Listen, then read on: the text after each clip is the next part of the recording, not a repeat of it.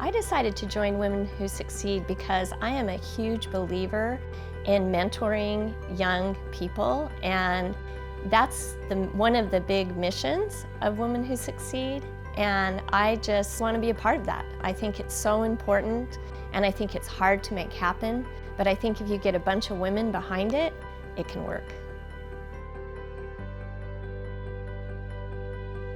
The most valuable leadership lessons I've learned, number one, you have to have confidence in yourself.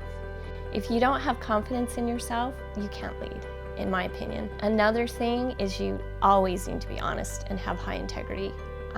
You can't possibly remember all the things you say if you're not telling the truth. But if you're telling the truth, you will remember. You need to be able to listen to people that you're leading.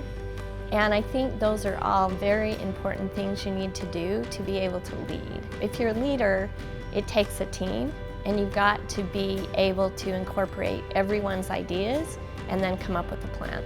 That's what leading is.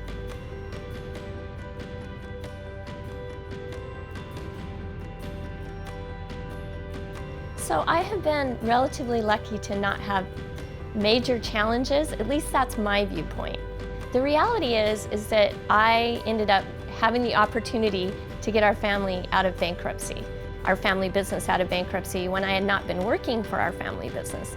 So some would say that was a challenge, and to overcome that was an amazing thing to do.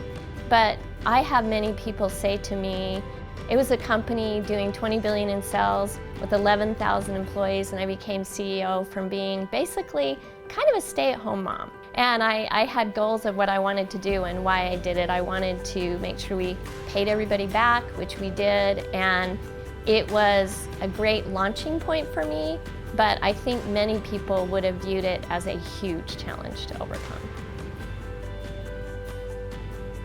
I would give my 15-year-old self the advice that just be confident.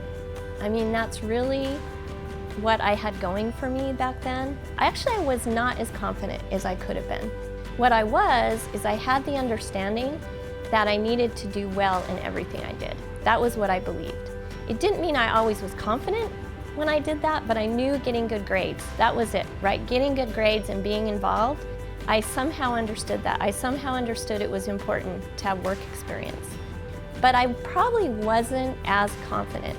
I didn't consider myself very popular. I really was always a little in the background and nervous about that. I wish that I hadn't been that way. Luckily, I did a lot of things anyway, in spite of that, but I think if I'd had more confidence sooner, that would have been nice. Advice that I would have for kids, let's not even say women or girls, let's say for kids.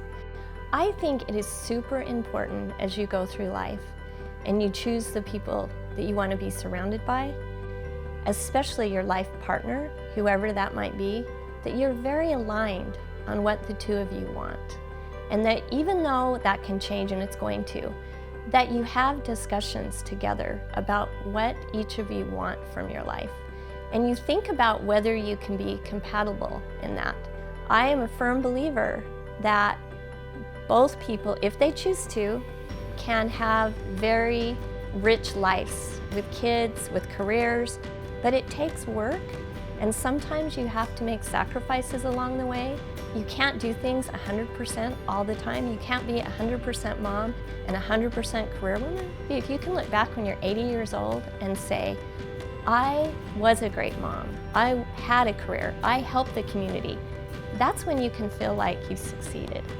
But along the journey, sometimes it'll be hard, but I would just encourage kids to dream and to plan.